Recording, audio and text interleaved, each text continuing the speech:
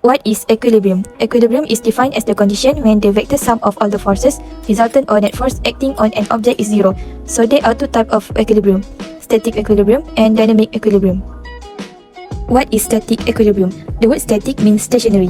A body is said to be in static equilibrium if it satisfies two conditions. First, translational and rotational velocities of object must be zero. Second, the net force acting on an object must be zero. What is dynamic equilibrium? The word dynamics means motion. A body is said to be in dynamic equilibrium if it satisfies two conditions. First, translational and rotational velocities exist, but not zero. Second, the net force acting on an object must be zero.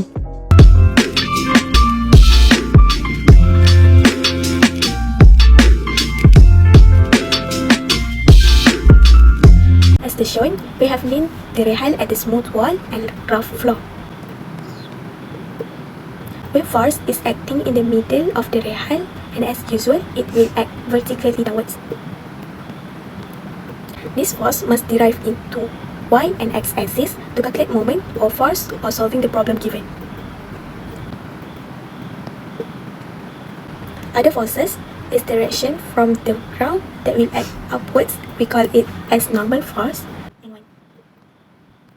Then there will be other normal force that would be acting perpendicular to the wall. And as the weak force, this force must derive into y and x axis to calculate moment or force or solving the problem given. So naturally, this rehal would slide away, but in this case, it is kept in place.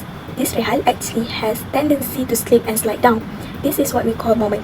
The moment of a force is a measure of its tendency to cause a body to rotate. Last but not least, as the rehal resting on rough floor, this friction must oppose motion and acting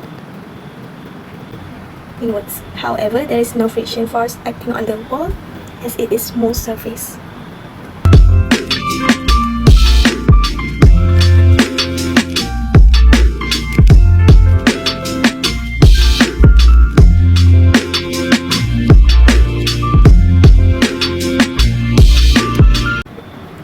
One of static equilibrium example is a book at rest. A book placed on top of a table is considered to be in static equilibrium. A free body diagram or a diagram showing all the forces acting on the object can be used to check whether the object satisfies the two conditions of equilibrium. So, we have N upwards, and then we have gravity X downward, which is W. So as shown in the diagram, the only forces acting on the book are gravity and normal force. Gravity X downward while normal force X upward perpendicular to the surface. Forces are also equal in magnitude but opposite in direction. Thus, the net force acting on the book is zero.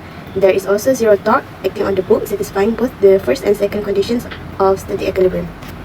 From Surah An-Naml ayah 61, we can conclude that He who has made the earth as a fixed abode, meaning stable and stationary, so that it does not move or convulse, because if it were to do so, it would not be a good place for people to live on. Second, His grace and mercy, He had made it smooth and calm, and it is not shaken or moved.